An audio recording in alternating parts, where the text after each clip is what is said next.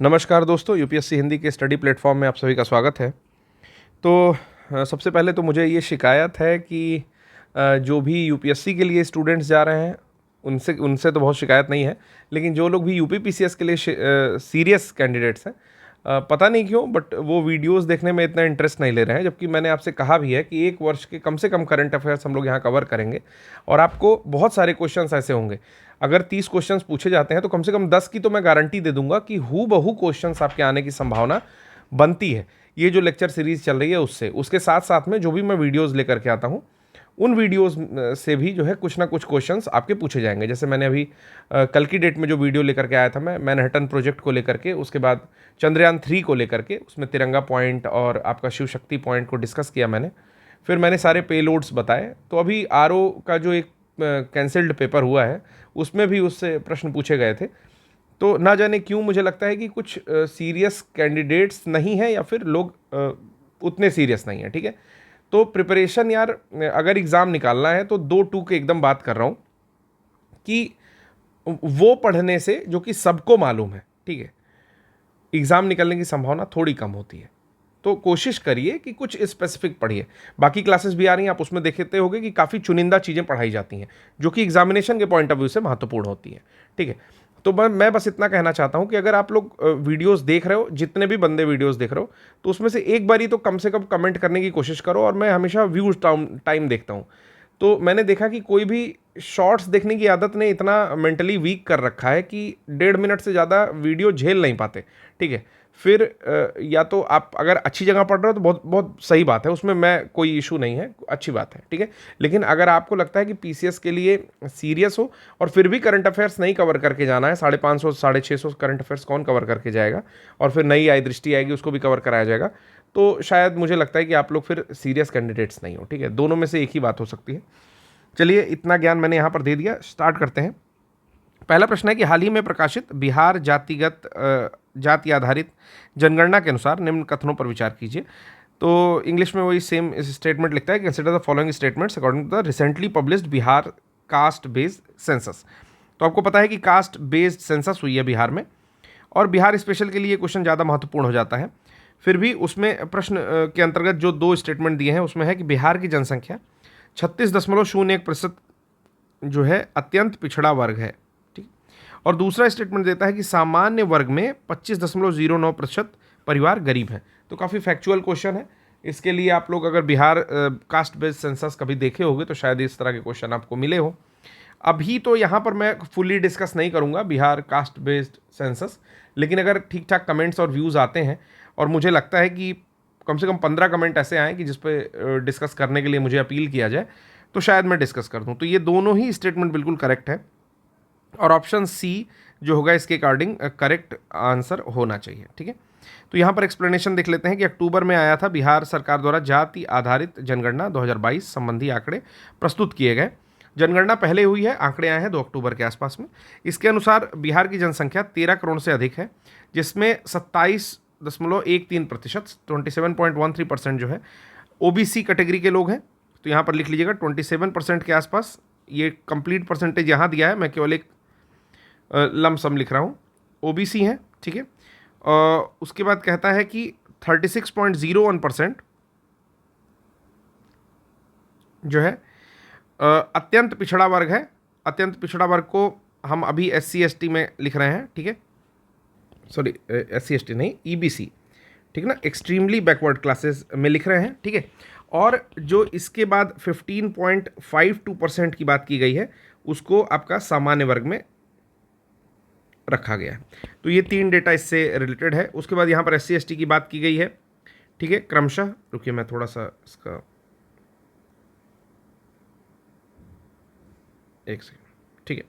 तो इसमें 42.7% जो है अनुसूचित जनजाति यानी कि ST की बात की गई है, गरीब है, और अनुसूचित जाति में 42.43% की बात की गई है। तो ये बिहार सेंसस का डेटा है। मैंने एक बार फिर रिपीट कर दे रहा हूँ कि मैंने कहा है कि अगर टोटल 15 कमेंट्स ऐसे आते हैं जिसमें मुझे अपील की जाती है कि बिहार का जो कास्ट बेस्ड सेंसस है वो लेकर के आइए, तो मैं कोशिश करूँगा समय निकाल करके उसको एक बारी यहाँ पर देने का। फिर एक बात और बताना चाहता हूँ कि किसी ने मुझे कमेंट किया कि सर कौन सा बजट पढ़ा जाए, ठीक है। तो मैंने उस पर कोई कमेंट इसलिए नहीं किया क्योंकि मैं एग्जैक्टली नहीं समझ पा रहा था कि अभी क्या कमेंट करना है। बट अभी आपको क्लियर कर रहा हूँ कि जो आपका नेक्स्ट बजट आएगा, मतलब जो नया बजट आएगा, आप लोग वही पढ़ के जाइएगा यूपीपीसीएस के लिए। जो पुराना बजट है, ठीक है, वो यूपीएससी तक के एग्ज़ाम के लिए ही जो है आने की संभावना बनती है। यानी कि 16 जो तारीख को एग्ज़ाम है उसमें आपके जो पुराना बजट है 2023-24 वाला वही आएगा। अभी 24-25 के लिए जो लॉन्च होगा, चूंकि जिस वर्ष चुनाव होता है वहाँ अनुपूरक बजट आता है, ठीक है। तो अनुपूरक बजट आ चुका है, कितने का आया है वो आप कमेंट बॉक्स में बताओ, कल ही मैंने पढ़ाया है आपको। और अब जो बजट आएगा ना नेक्स्ट जुलाई में आई थिंक आना चाहिए, वो यूपीपीसीएस के लिए ज़रूरी होगा। एक बात और बता देना चाहता हूँ कि UPSC Hindi for CS, UPSC Hindi for CS नाम का एक टेलीग्राम चैनल है। इस टेलीग्राम चैनल को आप लोग ज्वाइन कर लीजिए। इसी टेलीग्राम चैनल पर एक यूपीएससी हिंदी क्विज का भी चैनल आपको मिल जाएगा। ये क्विज के चैनल को जरूर ज्वाइन करिए। जितने भी लोग यहाँ तक वीडियोस को देखे हैं, 6 मिनट 2 सेकंड हो चुका है, जितने लोगों ने यहाँ तक वीडियो देखा है वो लोग इस चैनल को जरूर ज्वाइन करें। क्यों ज्वाइन करना है मैं बता रहा हूँ, इसके फीचर्स क्या क्या है। पहला फीचर ये है कि इस पे जो जीएस के क्वेश्चन है वो तो आपको मिलते ही मिलते हैं, फिर चाहे वो यूपीपीसीएस के हों, यूपीएससी के हों या आरओ लेवल के हों। तो ठीक, तो एक तो प्रिपरेशन वो हो रही है। कितने मिलते हैं? तो 20 क्वेश्चंस डेली जो है पोस्ट किए जाते हैं। इसमें एक दूसरा काम क्या हो रहा है, दूसरा ये हो रहा है कि इसमें जनरल हिंदी के भी क्वेश्चंस पोस्ट किए जा रहे हैं, और वो संख्या में कभी 10 रहते हैं, कभी 10 से कम रहते हैं, ठीक है। तो अगर आप सच में सीरियस कैंडिडेट हो, इसके साथ सच में लगाना जरूरी है कि if you are really a serious candidate then do follow and subscribe this channel. और ये टेलीग्राम चैनल भी जरूर से आप लोग फॉलो करिए, उसको अभी सब्सक्राइब करके रख लीजिए। क्यों? क्योंकि जो 30 क्वेश्चंस डेली बेसिस पर करेगा, अगर एक सिंपल कैलकुलेशन की जाए कि 30 क्वेश्चंस डेली बेसिस पर अगर आप करते हो और अगले 1 महीने केवल करते हो, तो आप तैयार करोगे 900 प्रश्न, ठीक है, जिसमें से आपके 300 प्रश्न जो होंगे वो हिंदी के होंगे, ठीक। अगर इसको आप अगले एक्सक्यूज मी, ये क्या होगा, हाँ ठीक है, अगर इसको आप अगले 6 महीने तक लेके जाओ, ठीक है, तो 30 questions multiplied by 30 multiplied by 6, ठीक है। तो यानी कि 900 क्वेश्चंस आप 1 महीने में करते हो, तो 6 महीने में कितने करोगे? आपका आता है 5400 क्वेश्चंस, ठीक है। मैं सच बता रहा हूं, आप अगर कोई व्यक्ति एक मोटा 6000 क्वेश्चंस करके जाता है किसी भी एग्जाम के लिए स्पेसिफिक, कि हिंदी के मैंने कर लिए 2000 क्वेश्चन और जीएस के लिए मैंने कर लिए 4000 क्वेश्चंस, ठीक, या हिंदी के लिए कुछ अप डाउन कर लिया और जीएस के लिए मोटा 5000 क्वेश्चन कर लिए, ठीक है। तो ये तो यूपीएससी हिंदी प्रोवाइड करा रही है आपको 6000 क्वेश्चन, तो यूपीएससी हिंदी अगले 6 महीने में प्रोवाइड कराएगी। उसके साथ अगर आप अपने घर पे बैठे हो और दिन भर में केवल 30 क्वेश्चन खुद भी कर लो, तो आपके टोटल क्वेश्चंस ना लमसम हो जाएंगे, अप्रॉक्सीमेटली हो जाएंगे 10,000 प्रश्न। और कोई भी एग्जाम हो, अगर आप उसके 10,000 प्रश्न करके जाते हो, जैसे यूपीएससी का एग्जाम है, आपने 2-3 बार प्रीवियस ईयर लगा लिए और 10,000 क्वेश्चन की कोई भी टेस्ट सीरीज सॉल्व कर ली या मॉक सॉल्व कर लिया, कुछ भी सॉल्व कर लिया, 10,000 नेट क्वेश्चंस का, ठीक है। या अगर ऐसे भी कर लो, उसको दूसरी तरह से कर लो कि चलो 4,000 क्वेश्चन आपने पीवाईक्यू लगा लिए या 3,000 क्वेश्चन पीवाईक्यू लगा लिए, ठीक है। 30 वर्ष का पेपर 100 क्वेश्चन के हिसाब से ऑलमोस्ट मान के चलो, तो चलो 3,000 क्वेश्चन आपने पीवाईक्यू लगा लिए और 7,000 क्वेश्चन आपने क्या किए, मॉक में लगा लिए या टेस्ट सीरीज लगा ली। मैं आपको सच बता रहा हूं, अगर वो सारे टॉपिक्स को टच करके आपने 7,000 क्वेश्चन लगाए, तो अगर बहुते मूर्ख हो गए ना यार, तो ही एग्जाम नहीं निकलेगा। इतना क्वेश्चन करने के बाद तो सच में आपके एग्जाम निकल जाएंगे, अगर शॉर्ट नोट भी साथ में प्रिपेयर किया है। मतलब ये जो यूपीएससी हिंदी प्रिपेयर करा रही है 5400, इसके अलावा आप कहीं से भी खुद भी प्रिपेयर कर लो 5400। बस इतना देखो, जितना मैंने दिया उतना ही आप कर लो। जैसा एनपीएस में होता है, न्यू जो आपका एनपीएस का क्या मतलब हुआ, न्यू पेंशन स्कीम जो आई है, ठीक है, उसमें क्या होता है कि भाई 10% का योगदान आप करते हो और 14% का योगदान सरकार करती है, ठीक है। तो सिमिलरली उसको यूपीएससी हिंदी को समझ लो कि सरकार है, चलो 10% वो दे रही है, 10% मैं दे रहा हूँ, कुछ ऐसा सिस्टम। अगर ये दोनों मिला के आप अप्रॉक्सीमेटली 10,000 क्वेश्चन करके जाओगे एग्जाम में, एग्जाम ओरिएंटेड क्वेश्चन, जैसे कि करंट जो करना है वो यूपीपीसीएस लायक करना है, ठीक है, या फिर जो भी सब्जेक्ट करने हैं यूपीपीसीएस लायक करने हैं। अब ये भी नहीं है कि बिल्कुल एसएससी लायक जो है वन लाइनर मार रहा है कि सबसे ऊंचा शिखर, सबसे नीचा ये, सबसे लंबी, सबसे चौड़ी, इस तरह का नहीं। यूपीपीसीएस लायक क्वेश्चन आपको सच में बता रहा हूं कि 70 से 80 क्वेश्चन यूपीपीसीएस के, 70 से 80 क्वेश्चन आपको डिट्टो मिल जाने हैं, डिट्टो बिल्कुल 50% प्लस क्वेश्चन, इवन 90 क्वेश्चन तक मिल जाने हैं, डिट्टो मिलेंगे आपको। बस आप 10,000 क्वेश्चन करके जाओ। प्रॉब्लम यह है कि पढ़ना तो सब लोग चाहते हैं, ठीक है, लेकिन 2 मिनट किसी और की बात नहीं सुन सकते। ये टॉलरेंस जो कम हो रहा है ना, वो एक ओवरऑल कम हो रहा है। ये ऐसा नहीं है, ये जनरेशन वाइज ही टॉलरेंस कम हो रहा है कि बड़े लोगों के साथ किसी को रहना नहीं, तो टॉलरेंस जो है वो कम होनी ही होनी है। सिंगल फैमिली में सब लोग रह रहे हैं, कोई भी जैसे जॉइंट फैमिली में नहीं रह रहा, न्यूक्लियर फैमिली है और अपने मन का कर रहे हो, अच्छी जगह पढ़ रहे हो, लेकिन सीख रहे हो वही सब, समझ रहे हो ना। मैं ये नहीं कहता हिप हॉप या रैप गाने गड़बड़ होते हैं, बट मैं ये कहता हूँ कि वो क्लासिकल की बराबरी नहीं कर सकते, ठीक है। तो जो चीज़ क्लासिक है, आज भी बुलेट क्लासिक क्लासिक है, और जो चीज़ अभी चल रही है उसमें थोड़ा डिफरेंस है। तो एक एक सच में आपके अंदर जो है OLQ होना चाहिए। अब OLQ क्या होता है, बहुत सारे लोगों को पता होगा, बहुत सारे लोगों को नहीं पता होगा। OLQ ये होता है कि हमारा काम बस ये है कि आपकी थोड़ी मदद कर देना। एक्चुअल तो आपकी मदद आप खुद करोगे। OLQ होता है ऑफिसर्स लाइक क्वालिटी।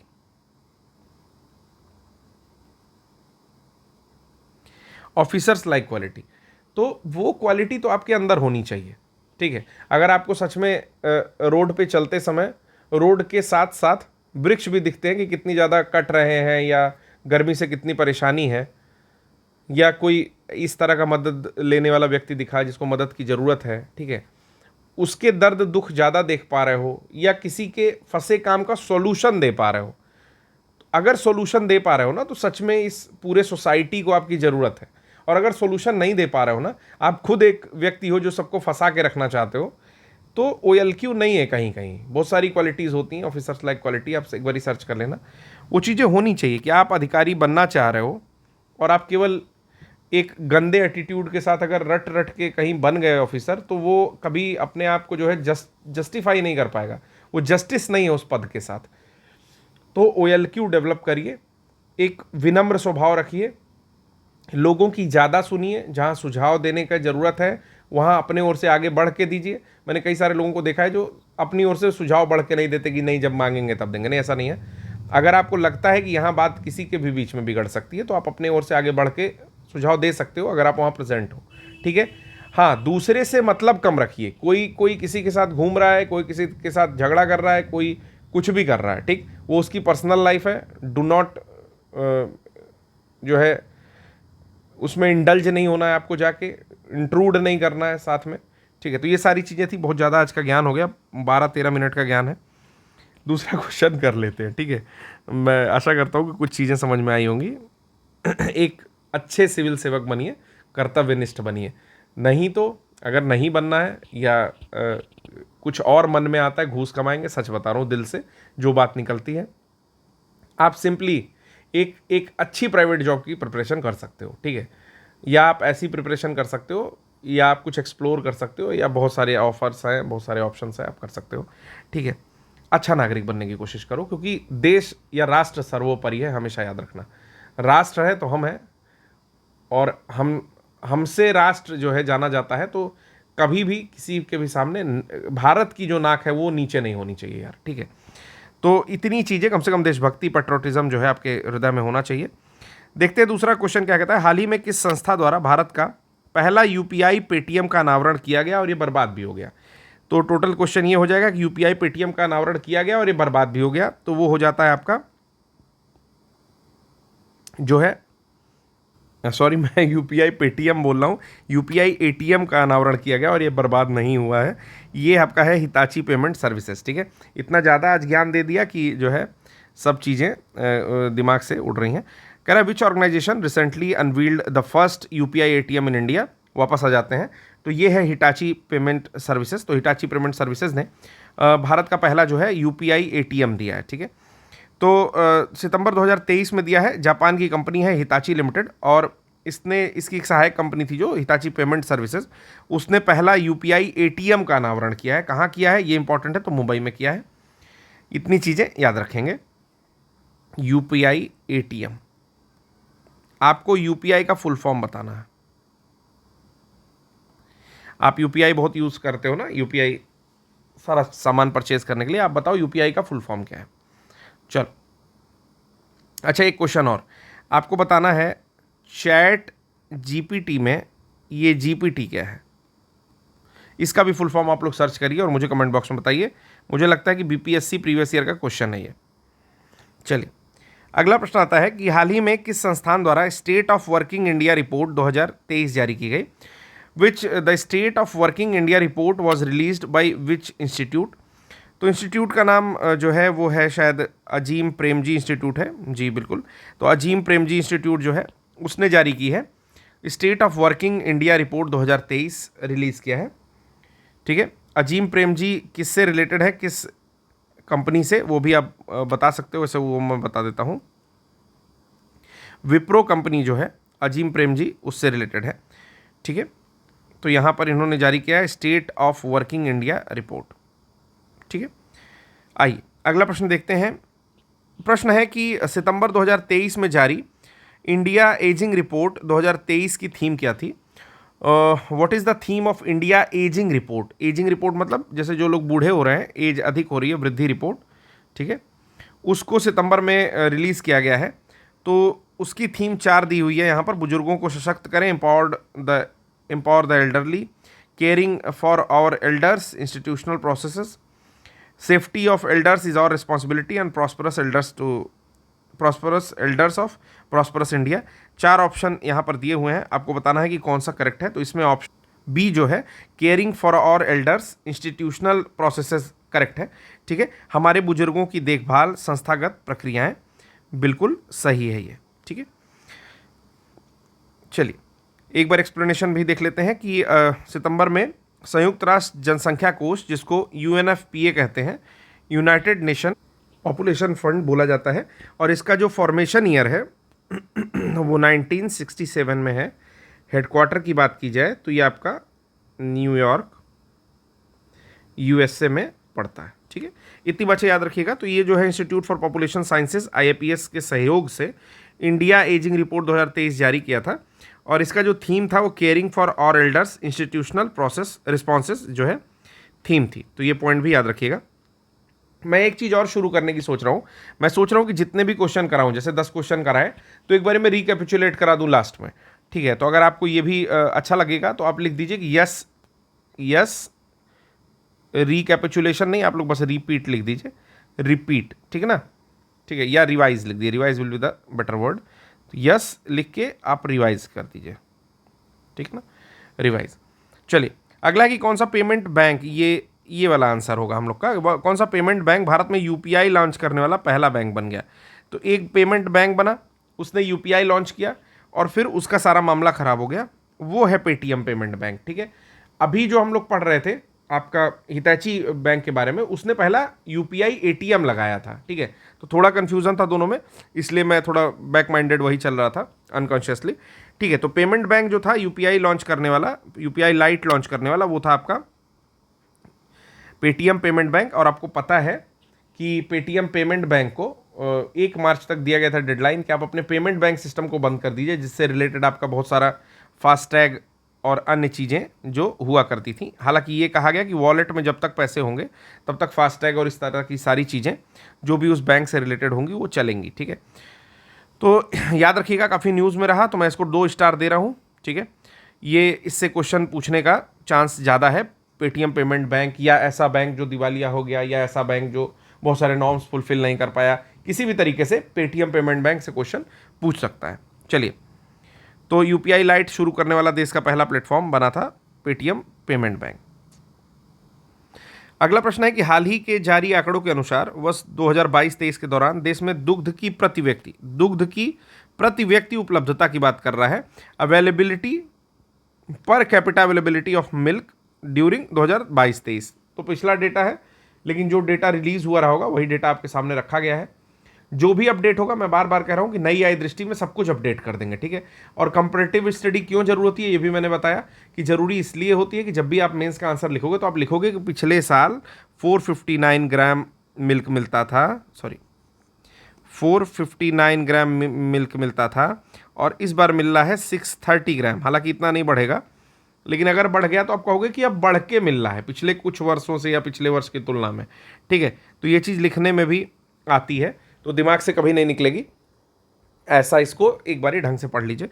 तो टोटल जो है 459 ग्राम जो है वो मिल्क पर कैपिटा मिल रहा है 2022-23 के डेटा के अकॉर्डिंग। ठीक है, यहाँ पर कुछ बड़ा सा एक्सप्लेनेशन है, एक बार पढ़ लेते हैं कि 26 नवंबर 2023 को, तो अभी रिसेंट की ही न्यूज़ है, 6 महीना नहीं बीता इसको, मत्स्य पालन, पशुपालन तथा डेयरी मंत्रालय, भारत सरकार के पशुपालन एवं डेयरी वार्षिक विभाग के संकलन मूलभूत पशुपालन सांख्यिकी, जिसको बेसिक एनिमल हस्बेंड्री स्टैटिस्टिक्स कहते हैं, बेसिक एनिमल हस्बेंड्री स्टैटिस्टिक्स 2023 का अनावरण किया। इसके दौरान कहा कि कुल दुग्ध उत्पादन जो है वो 230.58 मिलियन टन रहा। तो ये पॉइंट काफ़ी इंपॉर्टेंट है। ठीक है, अगला है फाओ के अनुसार कुल दुग्ध उत्पादन में विश्व में भारत का पहला रैंक है, ऐसा फाओ कहता है। ठीक है, फूड एंड एग्रीकल्चर ऑर्गेनाइजेशन। ठीक है, विगत वर्ष की तुलना में इतने % की वृद्धि देखी। आपको समझ में आ रहा होगा कि विगत वर्ष से तुलना यहाँ पर कर दिया। और प्रति व्यक्ति उपलब्धता जो थी पिछले वर्ष वो आपकी 459 ग्राम पर डे रही। ठीक है, पर कैपिटा रही। चलिए अगला प्रश्न है यहाँ पर 160वां, कह रहा है वर्ष 2022-23 के दौरान देश में प्रति व्यक्ति दुग्ध उपलब्धता उत्तर प्रदेश में प्रथम स्थान पर रहा। दूसरा कहता है कि 2022-23 में मांस उत्पादन में पश्चिम बंगाल प्रथम स्थान पर रहा। तो इसमें आपको दोनों ऑप्शन में बताना है कि कौन सा सही है, ए सही है, बी सही है या दोनों सही है। ठीक है, तो पिछले साल से ये बड़ी चर्चा हो रही है कि मांस उत्पादन में जो है यूपी फर्स्ट पर है। ठीक है, तो ये स्टेटमेंट तो बिल्कुल इनकरेक्ट है। पहले स्टेटमेंट के बारे में लिखा है कि देश में प्रति व्यक्ति दुग्ध उपलब्धता, तो प्रति व्यक्ति दुग्ध उपलब्धता के बारे में तो जानकारी अभी उतनी नहीं है। ठीक है, लेकिन ये जो है उत्तर प्रदेश, ये पहले स्थान पर इस हिसाब से नहीं है, क्योंकि उत्तर प्रदेश जो है टोटल मिल्क प्रोडक्शन में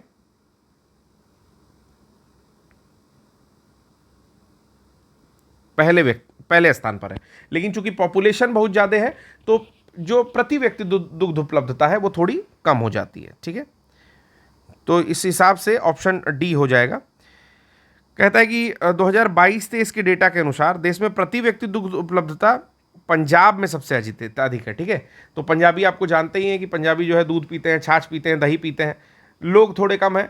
ठीक, तो दुग्ध उपलब्धता कंपैरेटिवली ज़्यादा है, जबकि यूपी में लोग ज़्यादा हैं, तो उस हिसाब से दुग्ध उपलब्धता जो है वो कम है।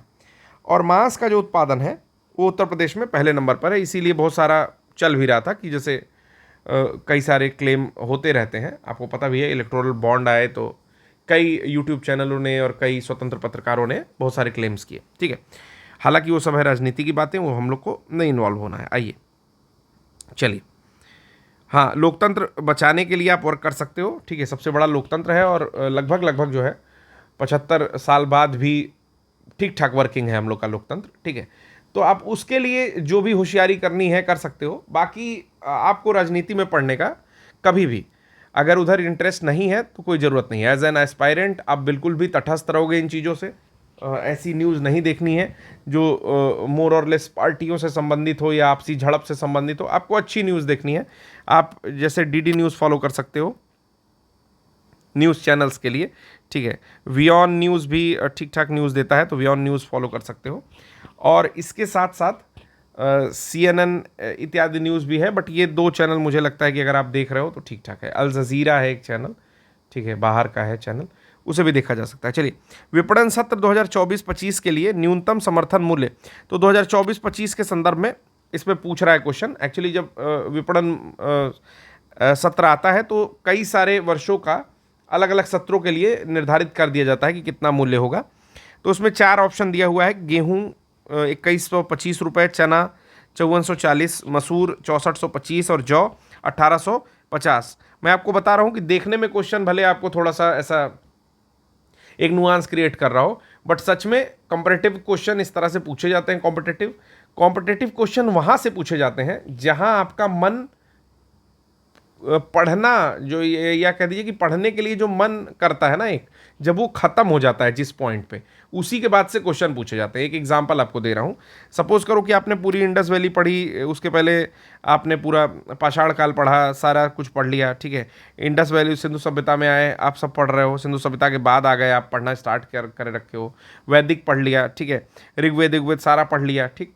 अब क्या होगा कि उत्तर वैदिक का पोर्शन आया, ठीक, या उसके बाद जो बाहरी आक्रमण आने लगे, तो आपका इस तरह के जो नई डायनेस्टीज आती हैं, ठीक।